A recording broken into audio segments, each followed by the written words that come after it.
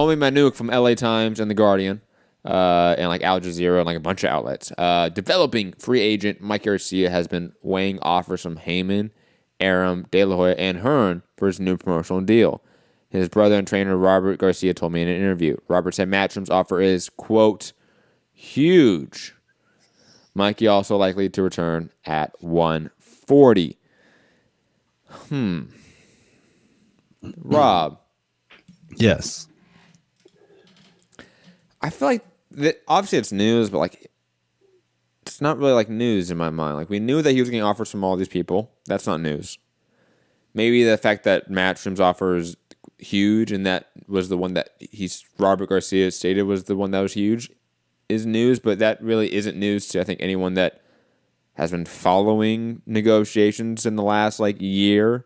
Last we heard, Cop said they were like in advanced talks with Matchroom, right? For something like that. But like also like the fact that Matchroom has the biggest offer, like that's not shocking. Like Matchroom. No, I think it was the biggest offer to Triple G. I mean, DAZN wise. Yeah. But Matchroom DAZN, it's going to be connected at this point. Yeah, it's from the $1 billion contract, right? The Eddie and the $1 billion man or whatever. But yeah, interesting. But I kind of felt that Hooker losing was kind of a issue that Mikey might go, do you know what? If Hooker would have won, you probably would have seen me. But I don't know. Look, it's fighters are money. Fighters are money, right? So, but potentially, you know, Josh Taylor, the rumors are that he's going to sign with Matchroom after the World Boxing Super Series. If he comes out of that, after, you know, with a win over Prograis and some titles, you know, there you go. There's a big fight there instantly for Mikey or, you know, for Josh Taylor, both joining up. And we're going to talk about Prograis update with this case right after this. Did I slip? Did I let it out the bag? Oh, did I fuck the suspense up, right? Whatever, Rob. We don't even know anyway. Although, for me, the back and forth with Lou DiBella was much more entertaining than the actual topic. But it was. Actually, it could have been better. Like, Josh Taylor's like comebacks, I thought were like, all right. Yeah. Lou DiBella with the tartan baby. That was good. That was Josh Taylor just too British. He was too Scottish with his comebacks. Like I couldn't understand half of what he was saying. You can't be too Scottish. That's not a problem. But yeah, Mikey Garcia. Let's just I guess wait and see. I guess he's gonna have to make a decision soon. You know, Spence is lined up to fight. Mikey was in that same last fight, so I guess he must be due a fight date pretty soon. So I'll be honest. If it's a welcome to Matchroom / DAZN, don't get people's hopes up that it's of any great shakes. Like the best case would be Maurice Hooker, but he just lost. Like I don't want to see Maurice Hooker versus Mike Garcia now. And the best case scenario would be Josh Taylor beating Prograis. All right, best case scenario if Mikey goes to Matchroom would be if they get Josh Taylor and he wins the tournament. But if Josh Taylor loses the tournament and goes to Matchroom, it's sort of the same case of like I don't want to see this fight. Like it doesn't matter to me. I don't know. I'd still want to see it. I mean, whoever loses Taylor Prograis, I don't think they've taken a massive step back in some kind of way because I think it's going to be a very tight fight. So it could just be. I'll be honest. I think Mikey could ignore having a tune-up fight and fight the best 140-pounder right now and win.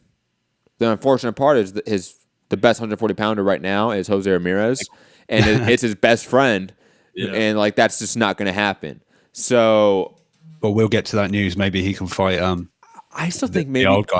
I think Mikey, a guy that's already waited out parts of his career, he might just wait out another 6 months until the 140-pound thing shakes out. Because I think he's gonna. I think that don't leave that money on the table. If it is, if his brother's saying it's huge. I don't see him going, I'll sit back and wait and see. And absolutely. Because, like, again, like, let's say Prograis wins, and then Prograis goes to Top Rank, and then Mikey wants to go over there. I mean, I guarantee you, if, let's say, in this hypothetical world where Top Rank gets Prograis who wins the tournament, I think they're going to offer Mikey the bag.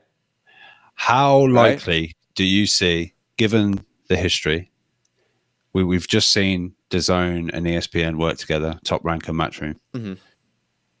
But does that happen with a Mikey Garcia on DAZN? Does Bob go, yeah, we'll work together and make a Mikey Garcia fight with, say, Prograde joins? Yeah. Because it can't be Ramirez. Yeah. Yeah. Do you see Bob saying, yeah, we can work together on that one as well? Or is there history with Mikey? Even though they've obviously had a meeting recently. Yeah. No, I actually, if you asked me before I saw them together, You'd be like, nah.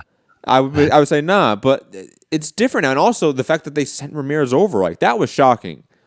The A side went over to the B side's network in town. That almost never happens. But doesn't that show faith in your fighters? I think that's great. 100%. 100% think you're going to go over there and bring his title back over here. If there was any doubt, I don't know whether that fight would have got made. And Loma Campbell, that's on ESPN, right? Yeah, of course. ESPN Plus, right? Yeah, yes. But this is where Bob's made a mistake. I wonder how much of that was a trade, because like again, like we know this in music, like artists will trade features for like album cuts, right? Like I have an album coming out, you have an album coming out. I want you to be featured on my album. Okay, we'll trade. I'll go feature on your album. You know, musicians do that. I wonder if this was like a trade of like, hey, I'll send Ramirez over, but we get Loma Campbell. Well, Ramirez was apparently got $4 million for that fight. I don't know. As a promoter, you can't say no. You're not doing that. Well, even though Leonard Ellaby seems to be doing that, but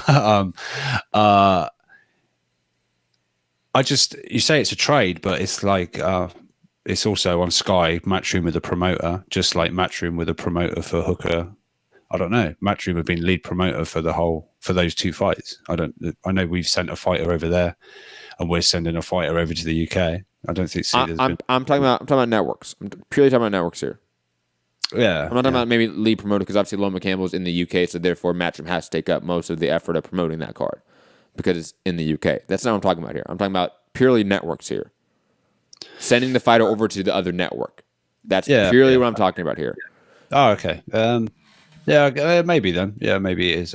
You do that one, we'll do this one. Or I just thinking about that going forward. Like what would be the trade then if Mikey Prograis fights has to be across networks, or Mikey Taylor fight has to be across the network? Like, just curious about that going forward. But digressing,